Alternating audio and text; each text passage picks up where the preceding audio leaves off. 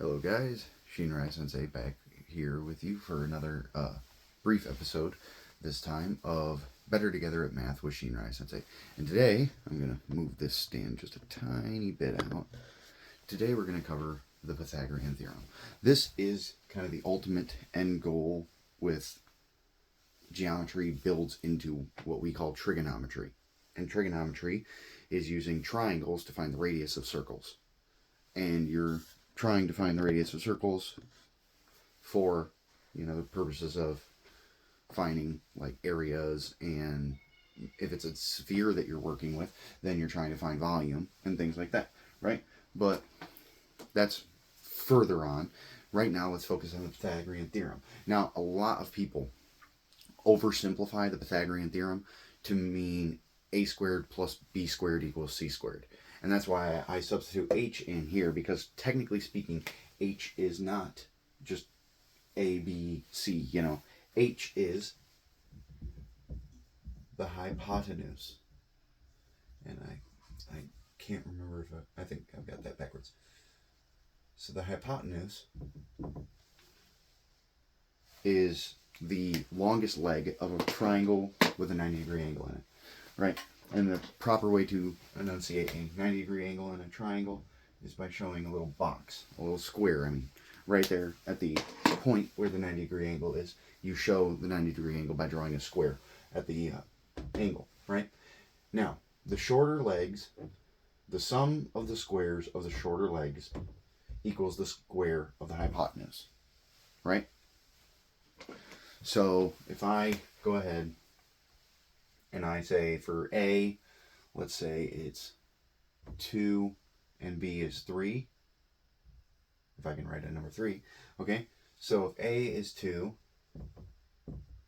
and B is 3, well then that's 4 plus 6 is equal to 10. And the square root of 10 is somewhere in the 3 point, something range, right?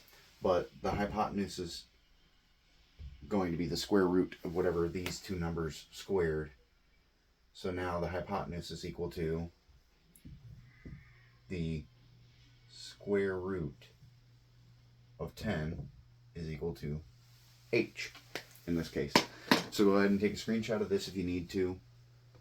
This is just an example. This is not a universal. I really hope you guys understand that, and I would prefer you guys to have some really in-depth questions for anything on this, right? But please take a screenshot of this example if it helps you out. I really want to try to, I'm trying to improve my teaching every day.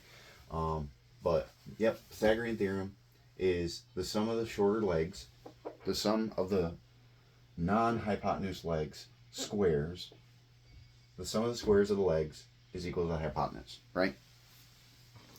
And these are called legs. This is the legs here, and this is hypotenuse. And I'm probably misspelling hypotenuse, I'm going to be honest with you guys. But, yeah.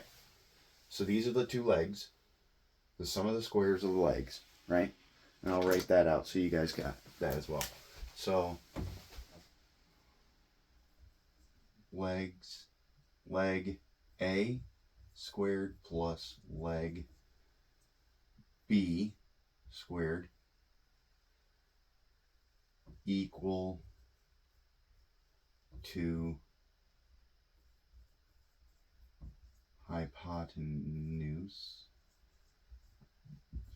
squared. Right? Please take a screenshot of this if it helps you guys out.